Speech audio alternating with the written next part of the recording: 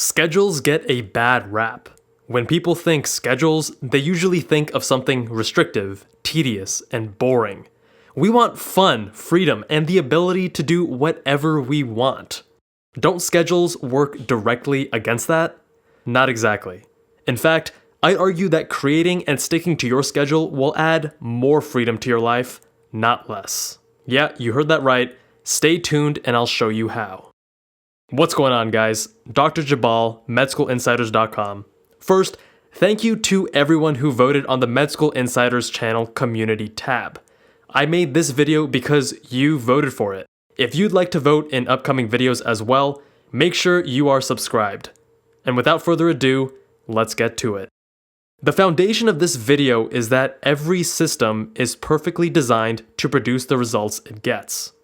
Therefore, we must follow a process to create a system that incentivizes us to behave in a way that we want and makes it difficult for us to deviate from that path. As Jocko Willink says, discipline equals freedom. And I agree with him. In this context, we're referring to self-discipline, which means the ability to control one's feelings and overcome one's weaknesses. The ability to pursue what one thinks is right despite temptations to abandon it. You see, our default state is to be wildly distractible and impulsive, doing things that make us feel good in the moment while avoiding those things that make us feel bad. Seems to make sense, right? But this is not an effective way to live one's life. By practicing self-discipline and creating a schedule that you stick to, you can create the day and ultimately the life that you want. This empowers you to actually choose whether spending 3 hours of watching TV or browsing Facebook is actually aligned with your life goals, or whether it's a distraction that numbs you in the moment, but pulls you further away from becoming an effective doctor. I've gone over this in countless other videos. It's most effective to focus on one of two things at any moment: intentionally maximizing work, or intentionally maximizing relaxation, fun, or rejuvenation. This is why I advise against having the TV on in the background while you try to work. Rather, focus on deep work and getting into a flow state for 2 hours. Crank through your homework or studying or whatever it is. Then spend the next hour, or whatever you designate in your schedule, to relax with friends, play a sport, or meditate. This intentional dichotomy of time allocation allows us to maximize the rewards from being productive and the enjoyment and pleasure from relaxation and free time. Mixing the two simply doesn't work. So why is it so hard to stick to our schedules? People generally avoid specifying their goals and creating a schedule for 3 main reasons. First, it takes upfront effort and planning. It's much easier to simply not put in the effort to list out your long-term goals and then put in the work to create a schedule to help achieve those goals. It just feels like work.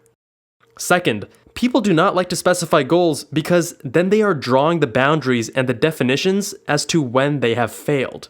And no one likes to admit they failed. So instead, we keep ourselves blind.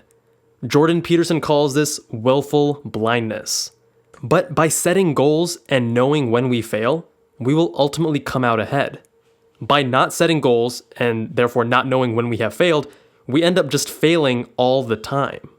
Third, many of us succumb to the phenomenon of learned helplessness and assigning identity to our failed actions. I'll spare you the psychology derivatives and the theory of depression. What you need to know is that learned helplessness is essentially when we believe that we have no control over what happens to us. We learn to believe that we are helpless. We practice a form of this when we assign our identities to our failures. For example, you get a C in math, and then you tell yourself that you're just not the kind of person that is good at math. And this becomes a self-fulfilling prophecy where you will continue to do poorly in math. If instead you remove your identity from the equation and instead say, I did poorly this semester in math, which means my study habits were not effective and require tweaking, you now have empowered yourself to make the changes in the future that will secure the grade that you want. I get it, this may seem subtle or nuanced, or even a little woo-woo. But believe me when I say that this is tremendously powerful and you're almost certainly not using it to your advantage. Okay, so how do I stick to my schedule? First, Remove the idea or thought that you're a failure from your vocabulary. This is key. If you start this process and resort to calling yourself a failure, you will quickly get discouraged and return to your old ways. Here's the thing, you will not 100% stick to your schedule. I guarantee it.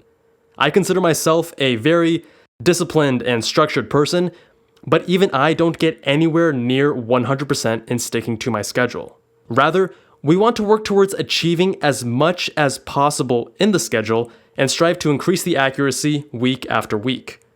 And sometimes that doesn't happen. But it's better to hit 50% accuracy for an entire year than it is to hit 90% for 1 week, but then give up because you focus on falling short by 10%. Consistency is the key. Next, it's important to be cognizant of how you spend your time. For me, I only tracked my time for a couple weeks, after which I was much more aware and didn't feel the need to track my time as closely. My tool of choice was Rescue Timer on my computer, and now Android and iOS offer features to show you how you're allocating your screen time on your phone.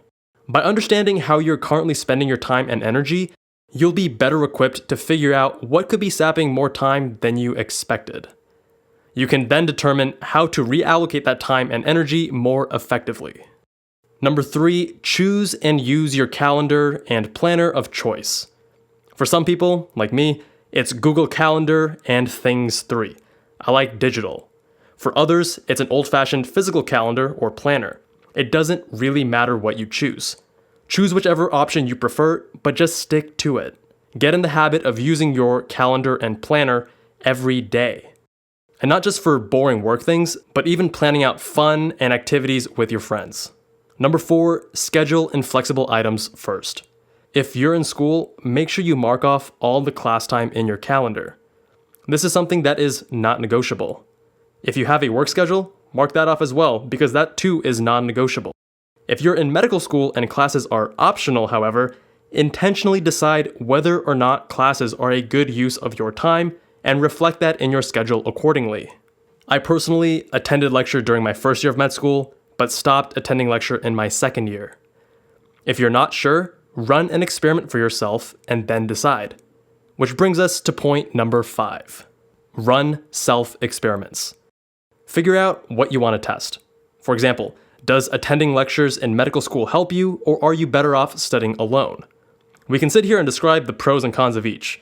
The group setting enforces focus and reduces the temptation to fall behind. Therefore, attending classes is great for students who are prone to procrastination. Skipping lecture and opting for the solo studying method allows flexibility with your time, the ability to speed up your lectures, and the opportunity to pause and look up concepts if you are lost in the middle of lecture. It's hard to know exactly what works best for you until you put it to the test. For a week, change only that single variable, being whether or not you attend lecture. Every day, keep a journal as to your thoughts of how you are doing. Do you feel that it is working for you? Are you staying on top of each lecture, or are you falling behind? How's your retention? Do you feel more or less tired? Do you feel lonely from not seeing your friends in class? After you have run this experiment on yourself, you'll be better equipped to make a decision. Number 6, schedule flexible items, but be realistic. Once the non-negotiable items are set, it's time to fill in the rest of your schedule with whatever you want. As a student, I recommend 2-hour blocks of studying utilizing the Pomodoro technique. At longer breaks, schedule gym time, dinner, running errands, or other breaks that are rejuvenating, not just 30 minutes of Facebook. Now, there are 2 traps that people often fall into when creating their schedules, and I am intimately familiar with both. The first is not allocating enough buffer time for things like time in transit, packing and unpacking, and things of that sort. For example, I used to give myself only 1.5 hours for the gym without factoring in transportation and other buffers. That meant I needed to spend 15 minutes going to the gym, 5 to 10 minutes unpacking, putting my things in the locker, etc., another 10 minutes for warm-up, then at the end of my workout, another 5 to 10 minutes to pack things up, and another 15 to get back from the gym. In the end, that 1.5 hours allocated for gym time only gave me 30 minutes to actually work out. I now block out 2 hours of gym time in my schedule. The second trap is being too ambitious with how much significant work you can get done each day without burning out. This is an insidious trap that is difficult to escape, especially if you're in med school or residency where you feel like you're perpetually behind and playing catch up. After a certain point, the more you work, the more your efficiency will drop. That decreased efficiency slows down your rate of progress, which makes you feel like you need to work more to make up for it. It's a dangerous cycle. So instead, focus on quality of studying time, not the quantity, and allow sufficient time to unwind, relax, and recover. It's tough to do, but you'll find that scheduling shorter blocks of intense studying and longer blocks of relaxation is actually more fruitful than depriving yourself of adequate relaxation and simply pounding on the books for hours on end. And number 7, review and adjust daily. Remember that all plans, even the best, require regular adjustments. Day of, remember that you can change your schedule as needed. It's not set in stone, but at the same time, do your best to stick with it, otherwise you defeat the purpose of scheduling in the first place. The key isn't to create one schedule and stick with it indefinitely. Rather, consistency is key. Review your schedule for the day, what worked and what didn't work. It's a series of experiments where you develop a hypothesis, test and collect data, analyze, readjust, and repeat. Using that knowledge, make tweaks to your own schedule moving forward.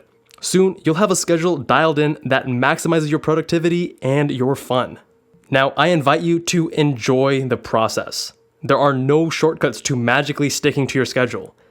It's simply a matter of implementing a series of steps and creating a structure in place that incentivizes you to live the life that you want to live. Run your own self-experiments, watch yourself improve, and appreciate the process and the results you achieve. Let us know down in the comments some of your own scheduling tips that we did not cover in this video. I've consistently been impressed by the comments you all leave, and I'd love to learn more from you. Thank you all so much for watching. If you like this video, make sure you subscribe so you too can vote for upcoming videos. And I'll see you guys in that next one.